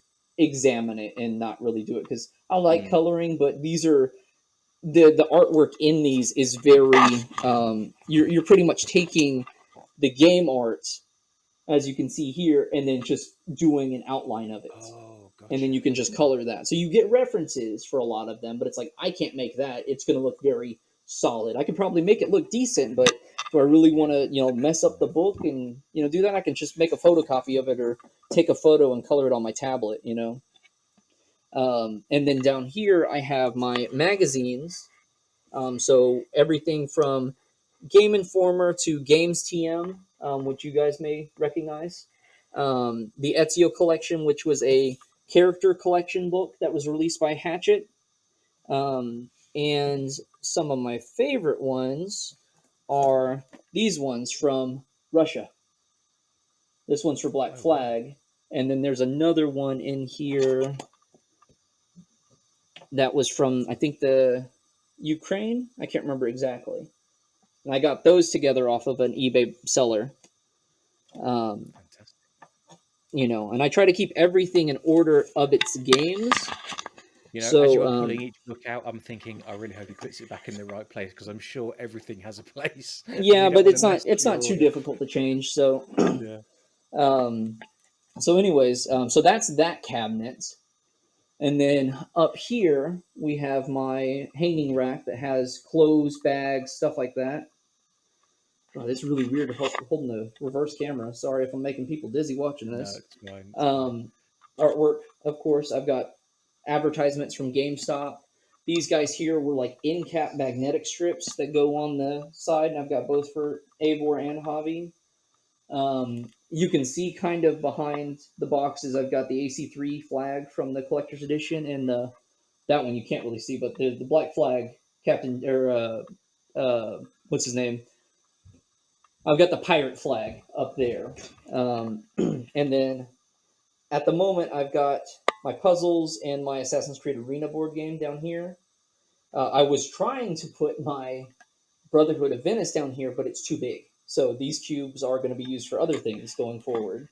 And I guess I'll look over here real quick, but let me rotate so y'all can see a little bit better. So these are some of my artwork pieces. So I have Japanese advertisements for AC3 and AC4, and then I've got the Boss Logic pre-order poster from GameStop. I've got 2 of them so I can display both sides. And then up at the top, I have both of the Valhalla records and then the little art still from the collector's edition. And then one of my other 2-panel Valhalla advertisements that I had to take down to make room for the Japanese advertisements.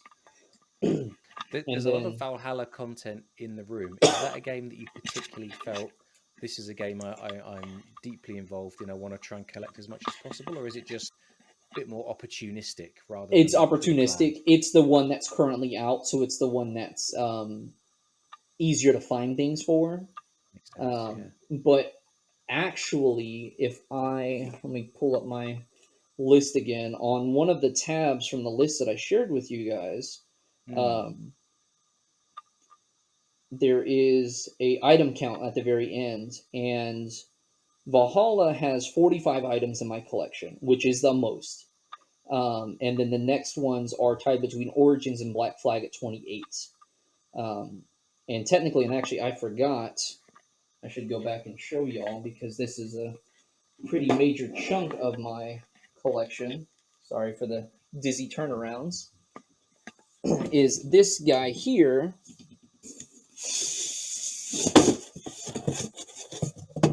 These are comic covers. Wow. For all of the different comics, which I'm trying to collect all the covers. And I've got a bit over 100 of them. That's the preview for Dynasty and Valhalla that we got at Free Comic Book Day this year. But I've got, 100 different covers of the comics, and I'm trying to get the rest of them.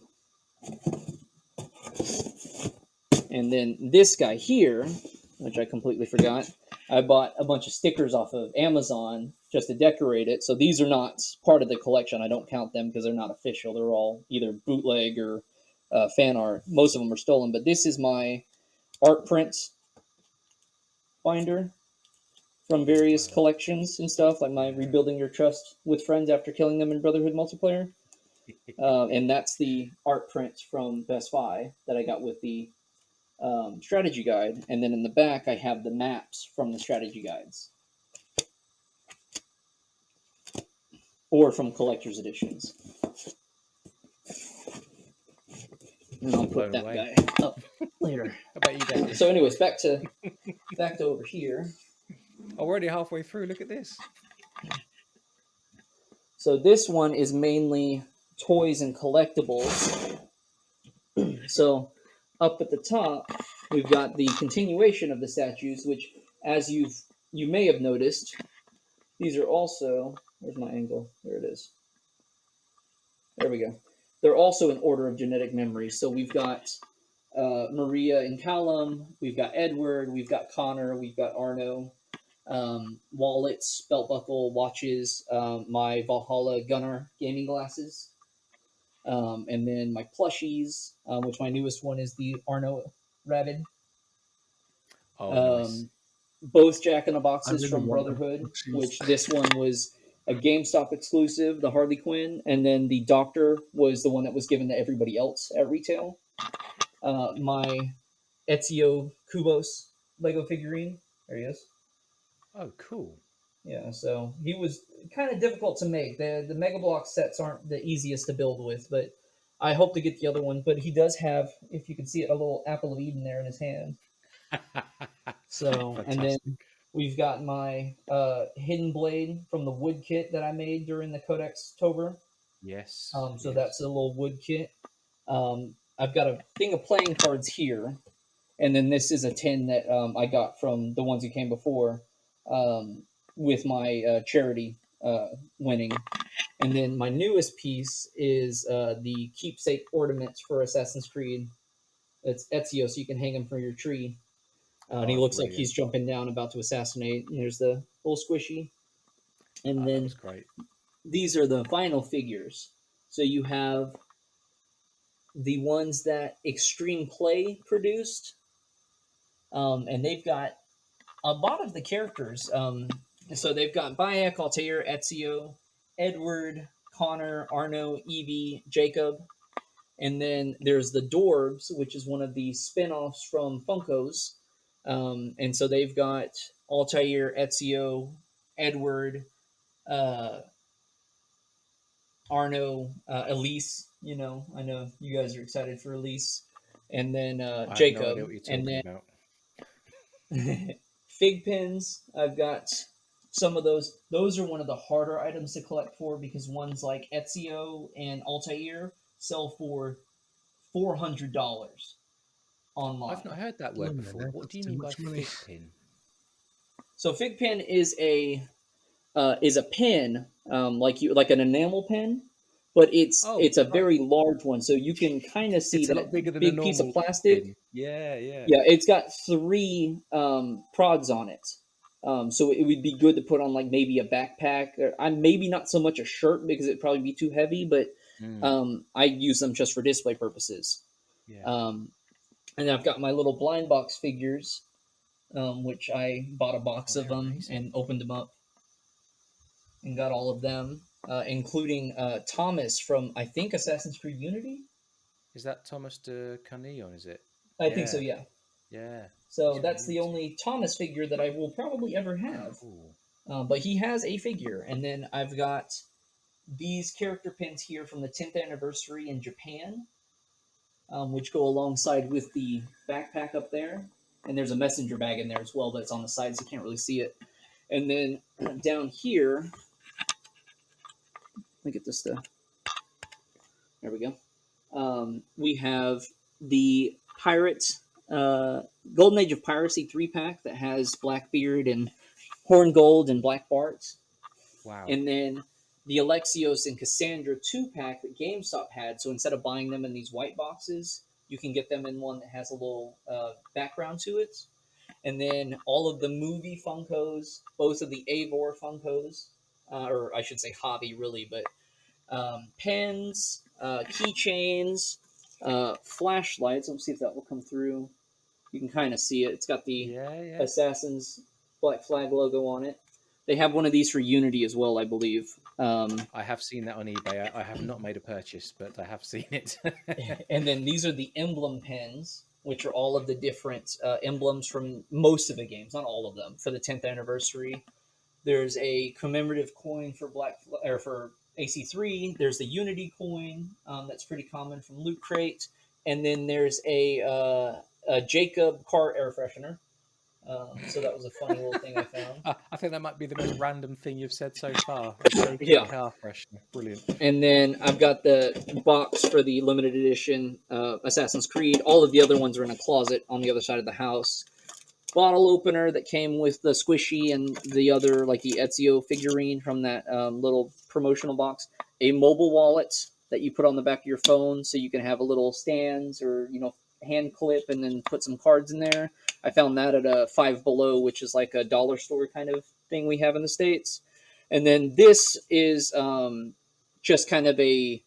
It's not part of the collection, but I have it here. It's for when I played the Escape the Pyramid and Medusa's Gate on the VR games, because we have two Assassin's Creed VR games that you can play, but they're at commercial only VR places. Oh, right. Wow. Okay. But I've done both of the Assassin's Creed ones, and they recently put the trailer out for the Prince of Persia one, which is fun. So I'm probably going to do that in the future. And then I've got some mugs and two flasks, one for Black Flag and one for just Assassin's Creed in general. and then some chip boxes for some of the figures that I didn't take out of here and put up. But yeah, that's the collection. Yeah, what do you say? Declan, can you still hear me? Because your video has frozen.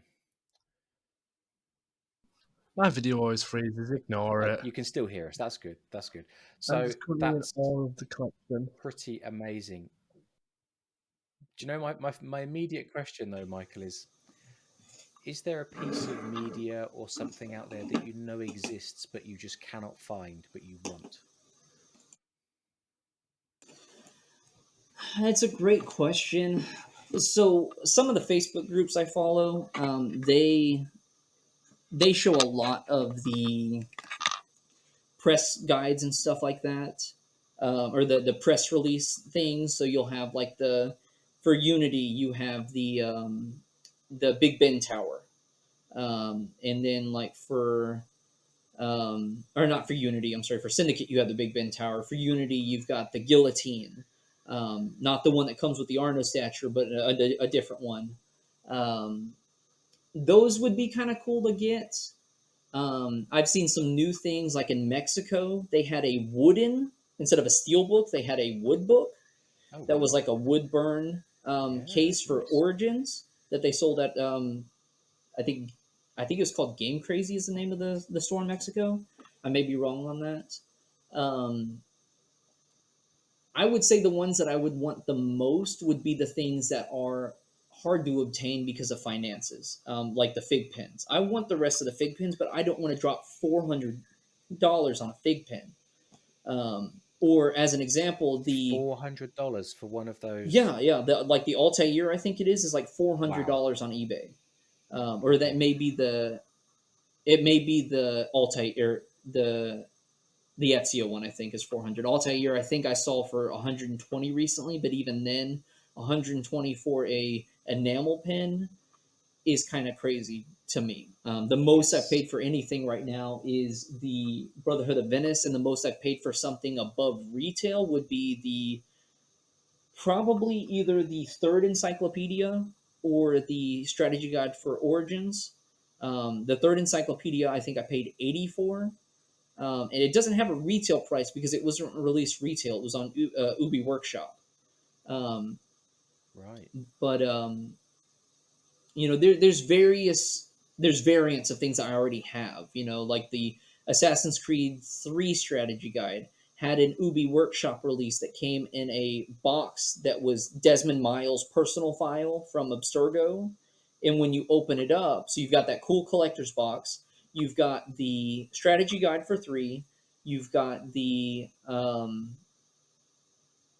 or was it, no, I'm sorry, not the strategy guide for 3, you have the game for 3, you have the subject 14 or 14, I think so, yeah, the subject 14 or subject 4 comic, which was Russia. um, just all together, it was the fall and the chain put together, but with also some extra scenes. um,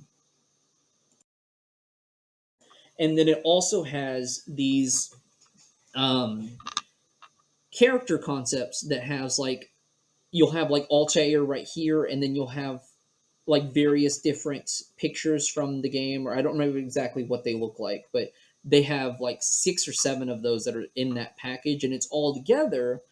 And it probably sold for maybe 100 or so because it had the game and all this other stuff. But I only need the art prints in the box. I don't need another copy of the game. I don't need another copy of the comic. I've already owned 2 copies of Subject 4, and I gave one to a friend. So it's like, do I wait to try to find somebody who's willing to part with those?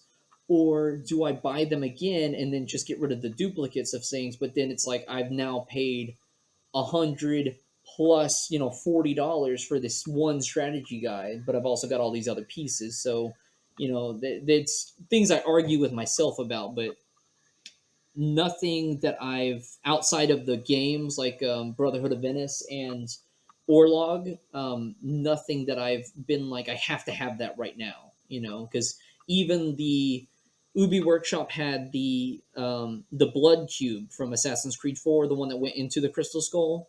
Um, they sell for $500 through collectors, and that's the only way you can find them is through collectors. It's like I've got mine, it's in great condition, it still has a little box, like even for my Arno's father's pocket watch, I still have the packaging from Ubisoft that would have gone, its closed box would have gone into that for shipping purposes. So it's like I've got all of the pieces to it. I have the manual to show you how to work it. I'm So that's mine that I got because you helped me out with that. So my watch came in that box. Yes, and I have that as well. It's folded up in the backpack, I think. Yeah. But mine didn't come with the manual. But Mine fortunately, didn't either. you shared me the link on Mm. on YouTube with a I had to guide. go So look it up because I was like, I want to save the make sure it time. works because I bought Oh it no, off of sorry, Amazon because I that's think the it was music an box. I'm looking for Amazon the UK wrong thing. exclusive. Was it? I think Ah, so. makes sense. Not sure where I put my. In fact, I've moved some. I'm having a bit of an office reorg. I've moved some of my stuff. No, in this box is the music box Hmm. for Unity. But I do have the box of the watch somewhere. Anyway, Yeah, that was a piece that I was happy to see came when I won the Goodwill auction that got me the Arno statue. It came with, and I keep looking up because I used to have them up there. It had the yeah. box for Unity for the collector's edition, Oh, just that's the without watch. There the we are. game specific Just for the slipcase. camera. Yes,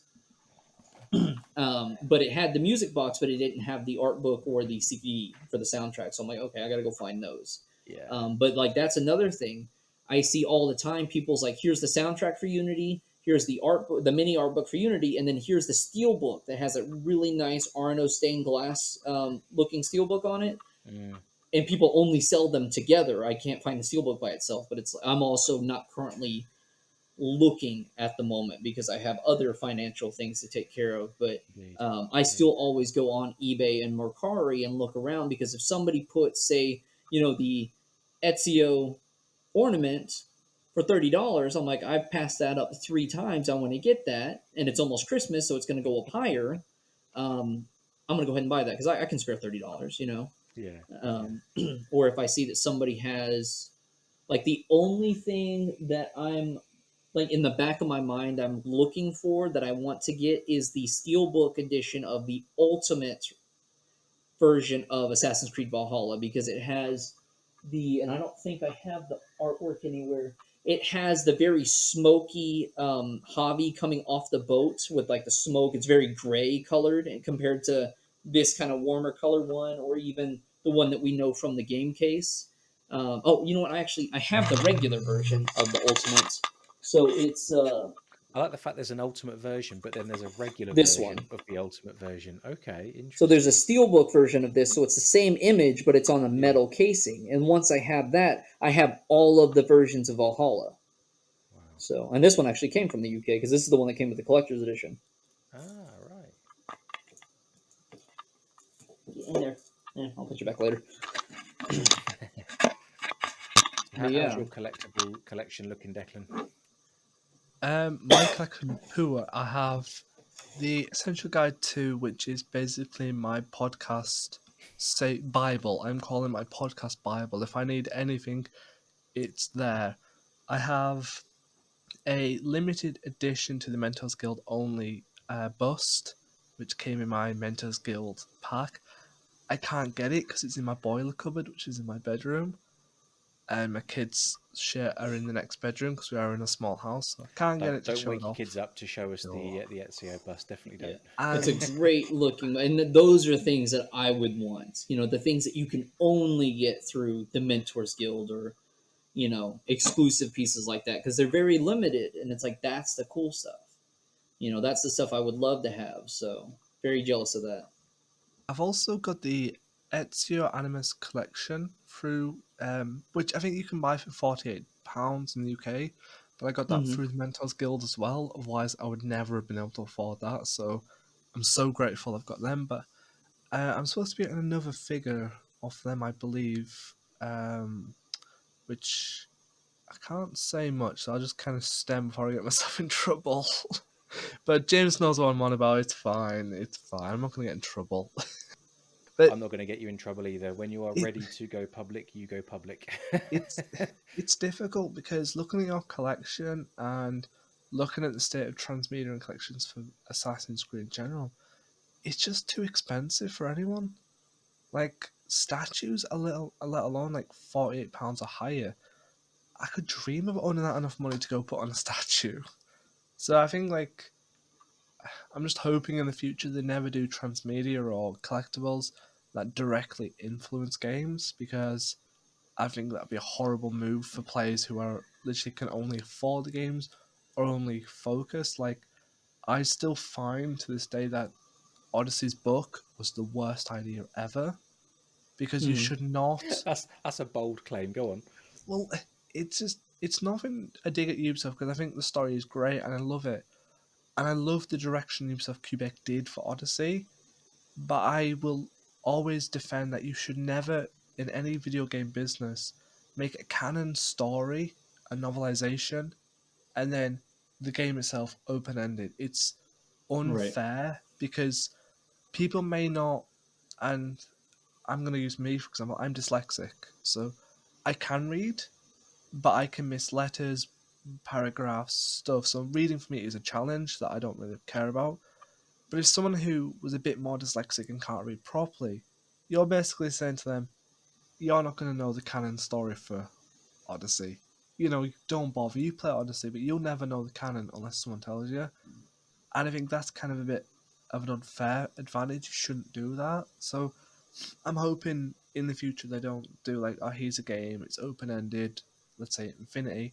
But guess what? There's a canon story for Infinity. It's in a book. Go buy it for 20 quid. That's not fair, because there'll be a lot of people who struggle to read or don't like reading that again shafted. They can't find it. And biggest example, Juno's story. One of the greatest Isu arcs was abandoned and shoved in a comic. I will never finish the comics because I don't really like to buy comics.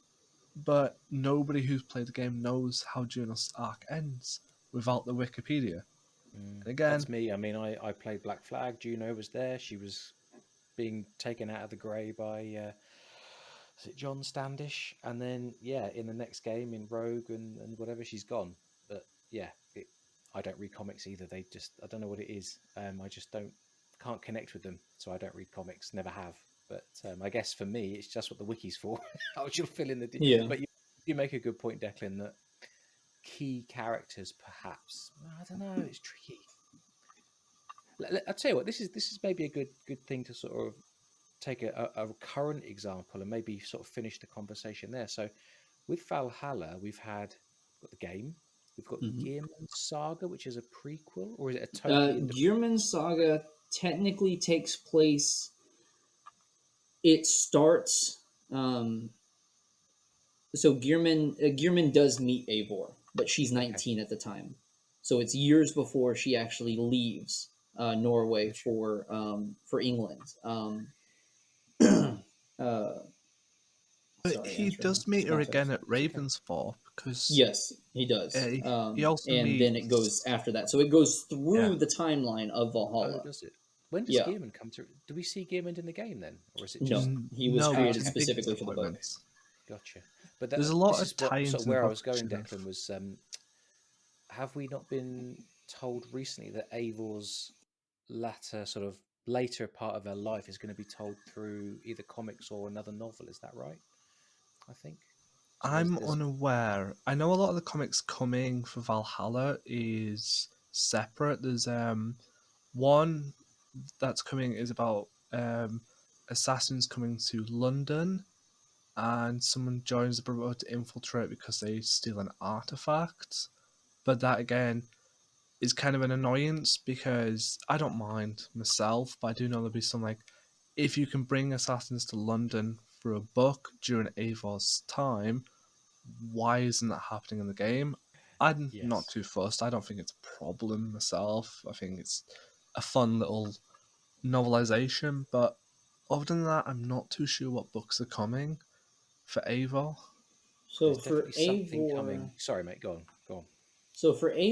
we have the game. Gearman Saga runs alongside of it. We have the what was it called? Um, what was it? Songs of Glory, the Song prequel of Glory. Yes, comics. that's a prequel. So that's Eivor and Sigurd before returning to Norway, um, and that's where they come across Basim. or Basim. We have Sword of the White Horse, which is going to take Javi and a new assassin into London. I think that's what you were talking about. And that comes out next year. That's the next book in the Valhalla universe. We have the comic that takes the Viking with a Christian monk on a journey through England. Um, that's the new comic one that's supposed to be coming out, which we don't have any dates on that yet. We only have the cover, or well, the temporary holding cover for it. um, we recently had the manga, which follows Ivor the Boneless before the game. I think it ends with them coming into it's like we're going to stay in England, um, and we're not going to go this back and forth anymore. This is ours now, um, and that was a really good one. Very very brutal. And outside of that, I don't think they've said anything else for Transmedia because they also haven't announced year two yet of what it's going to be. So True. I'm sure they don't want to have any kind of assumptions that this is going to be this, but then what are you doing for year two? They may still be figuring that out, which I don't think they are. I would think that they would have a plan for what year two is. They just need to actually write them. Yeah. Um, Yeah. and I think you had said something about the comics. The comics, they're great, but they're not always easy to read. The Origins one, which follows Aya after when she goes back to Rome, um, it's told in two parts. It's told exactly after she killed Caesar, and then having to deal with Augustus. Um, I may have quoted the wrong name there. But then it also has Cleopatra still at home worrying about the assassin that's coming for her, which you learn is Aya, because she was the asp that killed um, Cleopatra. So you get both of those, and then her son is taken into the assassin order. She's like, "You're going to be with us now, and you're going to have to deal with that."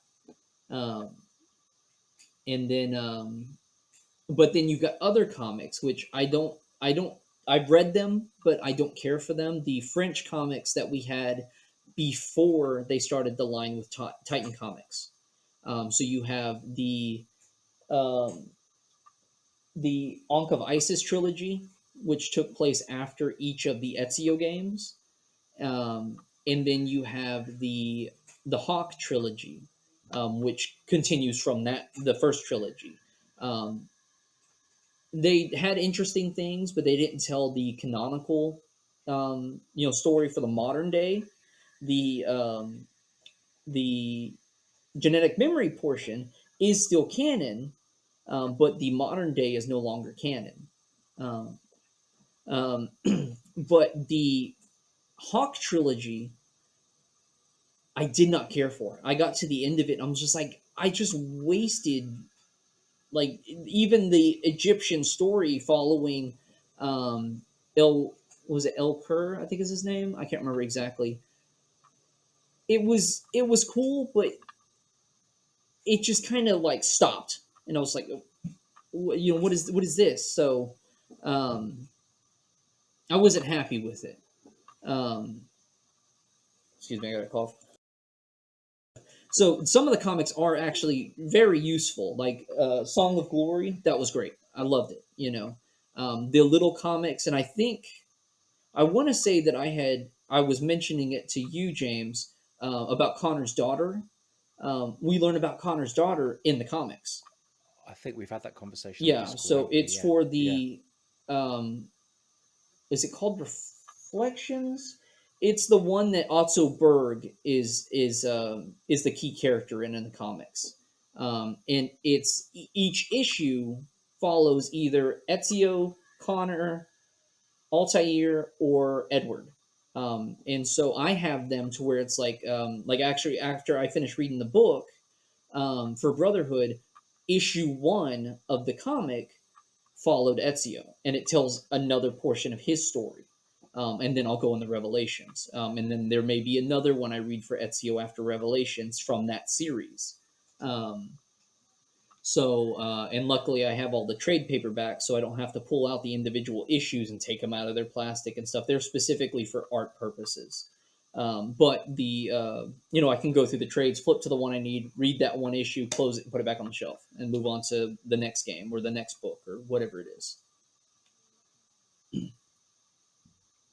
Very good. So it sounds like the one for the comic for Valhalla might be one to try, even if comics are not my preferred medium, should we say? Yeah, You think and you could Valhalla one is always worth do a the shot? digital option.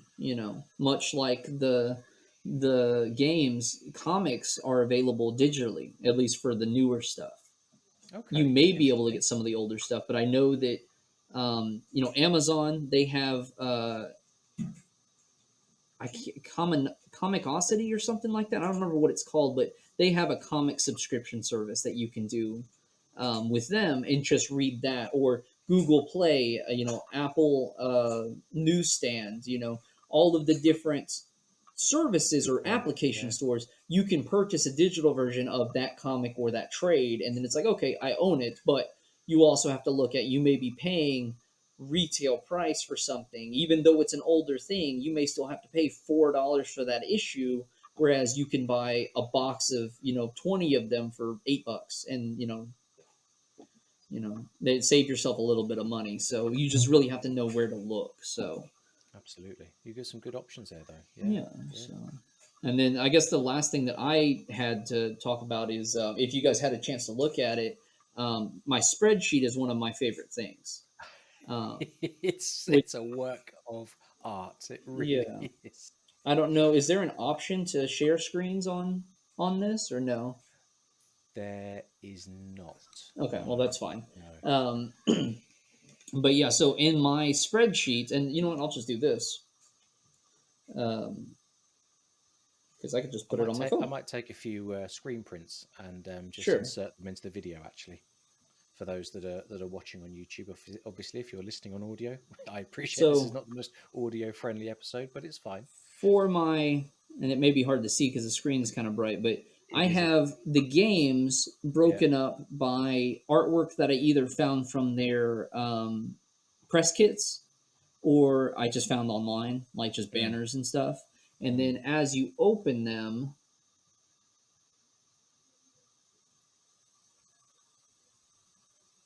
you'll find games, collector's editions, art books, statues, books, all that kind of stuff. And I've got the name of it, what title is it tied to, what's its description, who made it, what's the price that I paid for it, what kind of item is it, like an Xbox One game, a statue, PlayStation mm, 4 game. Is it affiliated with something else to where it's like part of a collection? And then any additional notes so that you can see kind of here, I expanded the Cassandra one. You can see that white line. And the gold edition of Odyssey is what came with that. So that's one. Well, it's two pieces, but it's part of one thing. So I don't put the gotcha. price of this on there. I only put the price of this. And as of my update today, when I put in the Brotherhood of Venice and the new strategy guide for AC3, I am sitting at 436 pieces in this collection.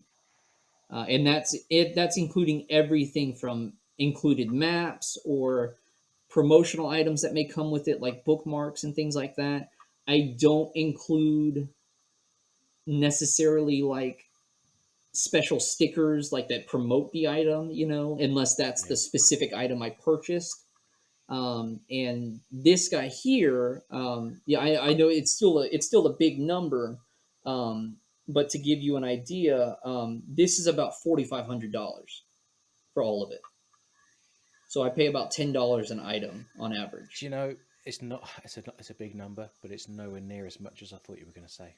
Yeah, Like you say, $10 on average an item. Some of these figurines are $100 each or more. yeah, and So then you've got things it's like the impressive. Brotherhood of Venice, which the main game is $280 just for the game, and then all of the expansions are $71 a piece, and then you've got like the Crow's Nest, which is literally just the 3D printed tower for aesthetics. You don't have to have it, but it adds to the gameplay. That guy there was $56, and even the dice that I have over here with the expansions, $19 just for dice that are colored based off of which character you're playing, so you can each have your own colored set of Wow. dice instead of just blank white dice. I'll tell you one thing I've noticed looking through this, just through your cover sheet with all the game titles, nothing for Liberation. No, because Were there no Liberation was collectibles ever packaged made? with AC3. So Yeah, I know, but I have the it just space feels like there. it's a shame that Aveline never got. I just feel like that game should appear in my UB library as its own entry. I know Right. it's an adjunct to AC3, and Connor sort of crosses over, but just a little niggle of mine. Aveline deserves a little bit more of a sort of top billing like the other assassins that Right. we play as, and the same for her collectibles. I would say, are there collectibles for Aveline? Yes, there are. So I know the only reason Okay, I don't have anything under her right now is because the only options I have for Aveline are going to be her game on the PS Vita, which I don't have a Vita anymore. So if I haha, buy her right, game, I'm going to yeah, want to buy a Vita so I can play it. Um, she has a statue of her fighting a crocodile in a swamp. awesome. And I think she may have her knife, or maybe it's her hidden blade. I don't remember exactly. She has a bust from that bust collection, very similar to the one that Declan has for Hmm. the Mentors Guild. There is a bust specifically for her, which you can usually find for about 60 to 80 online, depending on the collector. She has a figure, very much like the pirate collection I have down here. Um, she has a Todd McFarlane or McFarlane Toys figurine. Oh, nice, yeah. She has art prints. Like I don't know if y'all have ever seen the Red Collection, which is their art prints that are they were a limited print, but the only thing they have in them is they're black and white with a hint of red somewhere in there. And they're extremely limited. They're on really nice paper, and they were sold individually, and I think given as a set for specific people. Um, to where there's only like maybe 200 of each or something like that. And she has one Wow. of those. She's one of the characters for that. Um, it would be good to see her get more stuff, um, but outside of, and I don't even think she's in Rebellion on mobile. She's one of the only characters that's not on Rebellion. There are two characters from the well, I think they are. I'm fairly certain they're from the Louisiana area. They may not be. I don't remember exactly, but um, she's not even on that. So outside of getting her in the remaster of 3 or buying a Vita or buying the America's collection for the PlayStation 3 or the Xbox 360, um, outside of the few statues, there isn't much for her. I have her on there because I want to get things for Liberation, but it's not anything that I'm looking for right away, specifically because I already have the game through AC3's remaster, but there's nothing else. She has no book, she has no strategy guide, she has no art book that I'm aware Good of. point. No art book. No, yeah, we miss. Yeah, it's just a game. Just feels like a bit of a shame. You Yeah, know, and it's the it's '80s, but the same kind of thing with the Ezio games. None of the Ezio games have art books. oh really? They Because only there's an have the art book mini for ones that AC you would get in One. the Is it? collectors. AC1 has an art book. Prima Yeah. gave it with the strategy guide. It was in a 2-pack, but none of Right. the Ezio games have a full art book. It wasn't until Ah, right. um, AC3 that they actually started releasing the art books. Okay. Interesting. I've got the AC3 one. I've got Unity Syndicate. I guess the only one I'm missing Black is Flag. AC1 and Black Flag. Yeah, because I've got all the game, all them from Unity onwards, and I bought AC3 because I saw it cheap and I quite enjoyed the game, and I quite Mhm. like the art books. I like looking through the art And books. even But the AC3 art, has it has the regular art book, but then it has a collector's one that came in a slip ah sleeve. man, don't tell me that. And Unity has the one that comes with the chalice.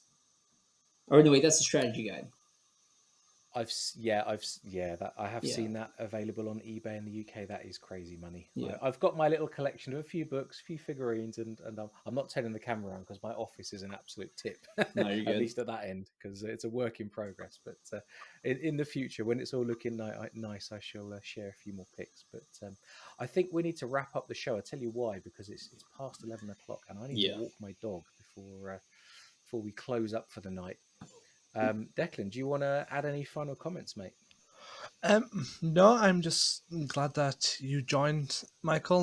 Yeah. Love your collection. I'm kind of slightly jealous I don't have a collection like that. Mine's slowly growing, but it will never be I mean, as a collection's a fantastical as collection. yours.